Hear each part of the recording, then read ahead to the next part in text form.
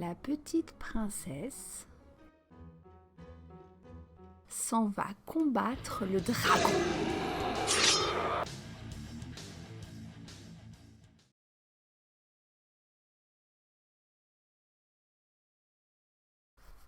Bonjour à toutes et à tous et bienvenue sur mon curieux booktube féministe.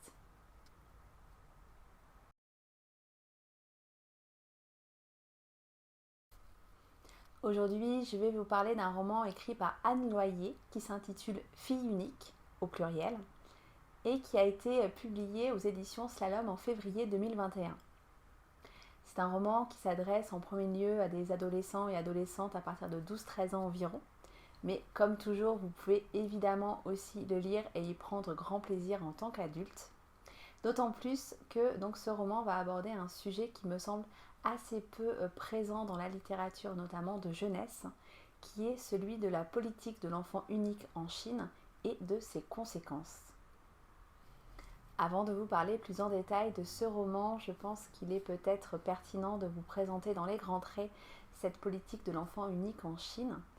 Elle date de 1979 et elle fait suite à une première loi de planification familiale qui date, elle, de 1970 et qui incitait les couples chinois à se marier plus tardivement, à espacer les naissances et très concrètement à avoir moins d'enfants. Cette loi a donc été mise en place avec l'objectif de contrôler la démographie en Chine et c'est la politique de contrôle des naissances la plus restrictive qui a été mise en place à l'échelle d'un pays. Le roman dont je vous parle aujourd'hui va se dérouler au moment où cette politique va prendre fin, ou plutôt va évoluer, puisque depuis 2015, le gouvernement chinois a augmenté le nombre de naissances maximales autorisées dans un couple et il est passé à 2. Dans ce roman, nous rencontrons une adolescente chinoise, Xin, qui vit à Pékin dans un appartement avec ses parents et ses grands-parents, où elle vit de façon relativement modeste, mais en même temps elle ne manque de rien. Et elle va consacrer beaucoup de temps à étudier sous le regard très aiguisé de sa mère, qui lui rappelle tout le temps l'importance de travailler encore, de réussir, de faire des études, de pouvoir avoir un travail, de gagner de l'argent pour ensuite pouvoir aider la famille. Sa meilleure amie, Xia, va, elle, évoluer dans une famille beaucoup plus aisée. Elle est excellente à l'école, elle a de multiples activités extrascolaires. Bref, c'est l'archétype parfait de l'enfant unique chinoise dans la capitale.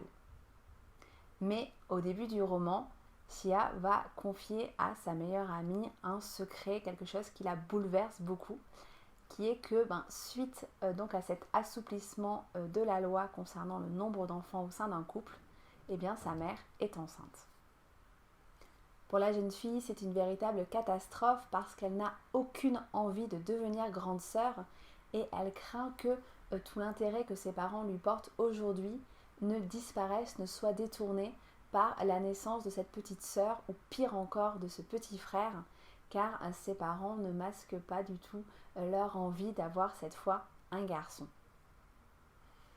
Si cette nouvelle bouleverse Xia, elle va aussi indirectement bouleverser Xin, qui soudain va être prise d'une sorte d'élan vital, d'un besoin, le besoin d'être la sœur de quelqu'un. Et lorsque Xin va évoquer le sujet avec sa famille, leur expliquer que elle aussi, elle voudrait avoir un petit frère, une petite sœur, eh bien, elle va se heurter à un mur de glace qu'elle ne va vraiment pas comprendre.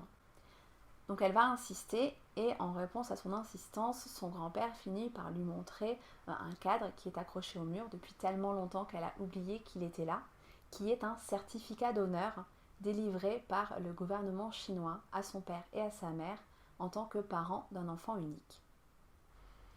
Mais pour la jeune fille, cette réponse, elle n'est pas acceptable en fait, parce que ce certificat, il est évidemment rendu caduc par cette nouvelle politique qui autorise les couples à avoir 2 enfants. Mais très vite, elle va comprendre, et nous avec, qu'il y a en fait un très lourd secret qui pèse sur sa famille, et elle va chercher à le percer.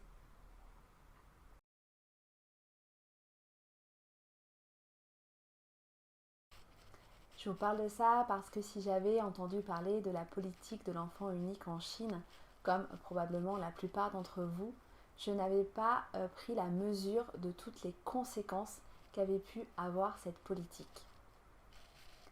La première, c'est la pénalisation financière des parents de plus d'un enfant qui va laisser certaines familles, notamment dans les campagnes, dans des situations de pauvreté absolument dramatiques.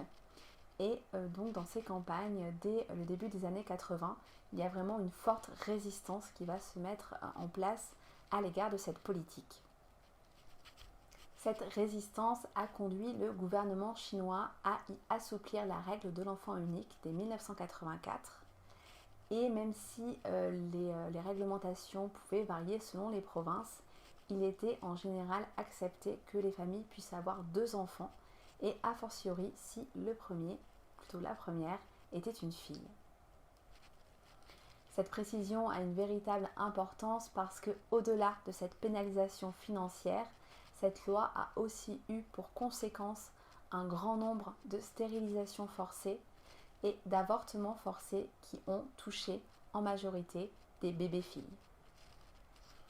Cette problématique, je vous en avais déjà parlé dans ma vidéo sur le roman de Cho Nam-ju, Kim Ji-young, né en 1982, et sur la place de la femme dans la société coréenne, puisque donc en Corée, et c'est aussi le cas en Chine, lorsque la femme se marie, elle entre automatiquement dans la famille de son mari et elle n'appartient plus à la sienne.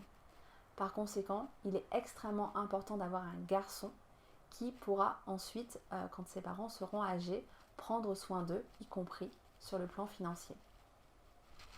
Et cette problématique va être encore plus importante en Chine, puisque les parents donc ne peuvent avoir qu'un seul enfant. On estime que chaque année, tout au long de la politique de l'enfant unique, c'est entre 500 000 et 600 000 bébés-filles dont la naissance a été stoppée avant le terme et parfois à quelques jours du terme. Et au-delà de ces avortements ciblés, cette politique a également eu pour conséquence un grand nombre d'infanticides et d'abandon de bébés-filles. Cette politique a donc engendré un vrai déséquilibre homme-femme dans la société chinoise. En 2014, on comptait pour 100 femmes, 108 hommes. 10 ans avant, on était sur un ratio de 100 femmes pour 120 hommes. Et là aussi, les conséquences vont être tragiques pour les femmes, encore, toujours, puisque ce déséquilibre va conduire à une traite humaine, notamment de femmes d'Asie du Sud-Est qui vont être parfois kidnappées pour être vendues à des hommes chinois célibataires. Le roman Fille unique s'adressant en premier lieu à des adolescents et à des adolescentes, ces problématiques n'y sont évidemment pas détaillées à ce point, mais dans tous les cas, le roman permet vraiment pour ces jeunes lecteurs et lectrices une première incursion, une première compréhension des conséquences de cette politique en Chine. L'autrice va également aborder ce que l'on appelle les enfants au noir, qui sont des enfants cachés par leur famille, qui ne pouvaient pas assumer financièrement le fait donc d'avoir un second enfant et de devoir en payer littéralement les conséquences.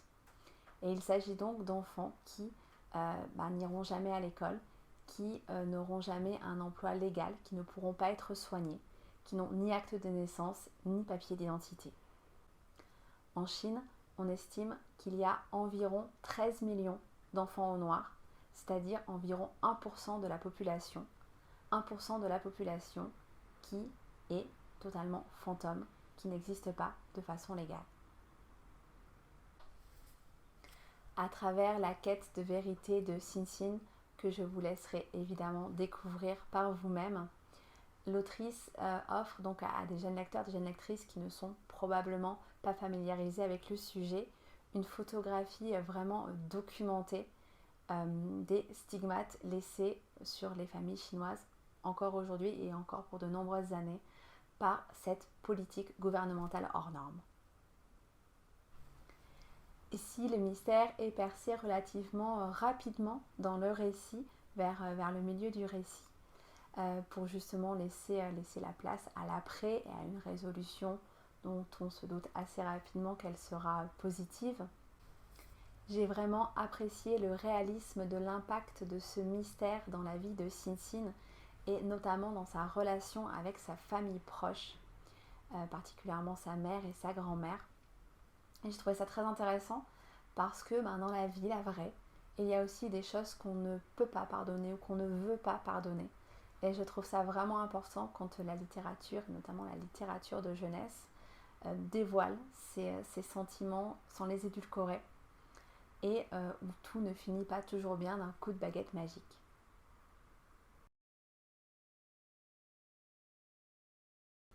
Ensuite, j'ai eu envie de continuer à m'informer sur le sujet parce que la Chine est un pays que je connais en fait très peu et cette première incursion par le biais de la fiction dont je trouve souvent qu'elle est une porte d'entrée incroyable sur des sujets d'actualité ou d'histoire.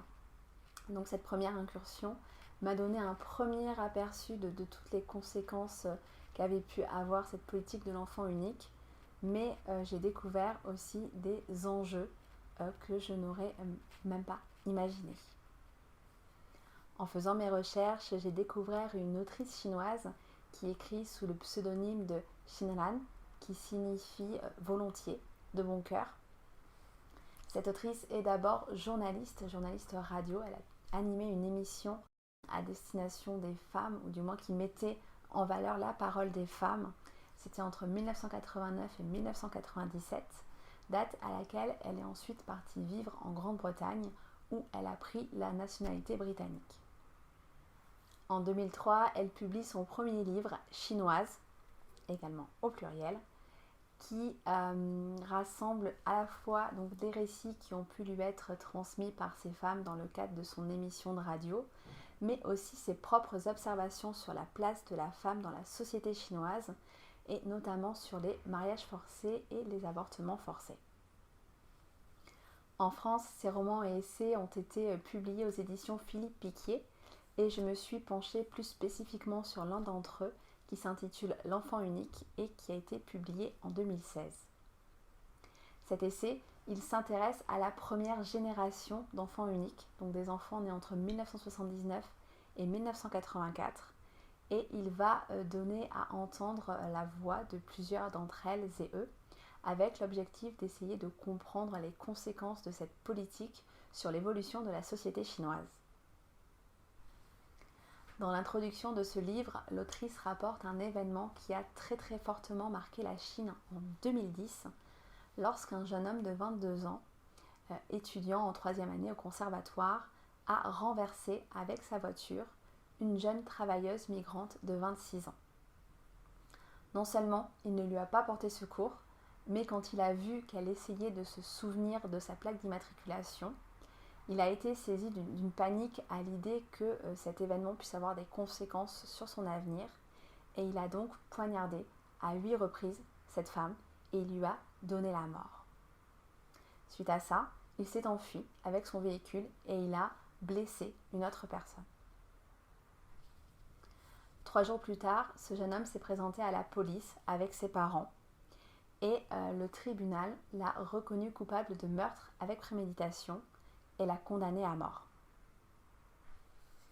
Ce verdict va très fortement diviser les Chinois et les Chinoises selon 3 opinions.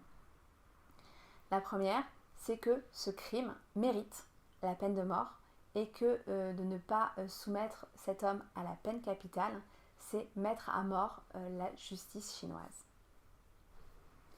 La seconde, c'est que ce jeune homme est victime d'une société d'enfants uniques et que cela aurait dû être pris en compte au moment de son jugement.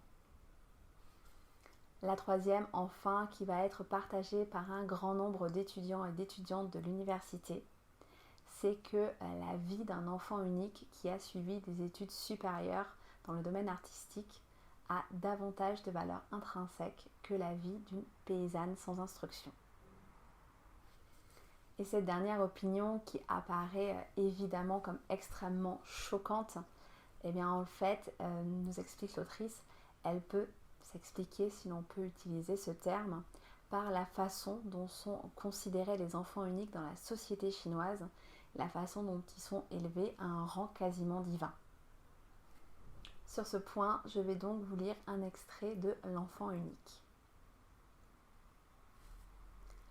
Les sociologues chinois soutiennent que dès leur plus jeune âge, les enfants uniques sont choyés par leurs parents, idolâtrés par les amis et les proches, strictement formés et entraînés à l'école, au point qu'ils n'ont jamais l'occasion de prendre des responsabilités. Les fardeaux matériels et spirituels qu'ils devraient porter eux-mêmes leur sont gentiment épargnés par leur entourage, les laissant privés de leur soi. Pour cette raison, leur comportement dans les situations difficiles relève de l'instinct primaire, du vieux réflexe de lutte ou de fuite. Après tout, une personne sans soi est à peine différente d'une bête sauvage. Les enfants uniques de cette génération ont porté le fardeau de la responsabilité de leurs frères et sœurs qui ne naîtraient jamais.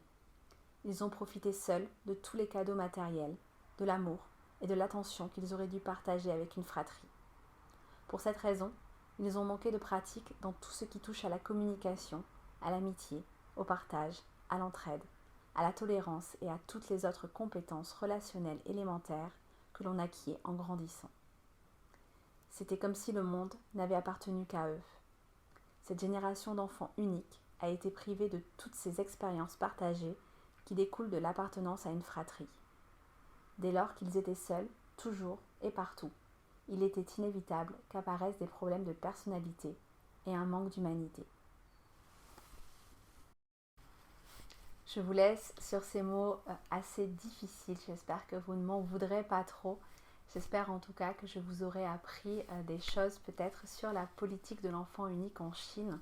J'espère que ça vous aura intéressé. N'hésitez surtout pas si vous avez vous aussi lu des romans, vu des films ou tout autre objet culturel autour de ce sujet. N'hésitez pas à les partager en commentaire. N'hésitez pas non plus si la vidéo vous a plu à me laisser un petit pouce levé, à me montrer que vous êtes bien là à la regarder. Merci beaucoup d'avoir pris le temps de regarder cette 28e vidéo. Je trouve ça assez incroyable, mais pourtant 28. On se retrouve très prochainement pour aborder un nouveau sujet ensemble. Merci encore et à très bientôt.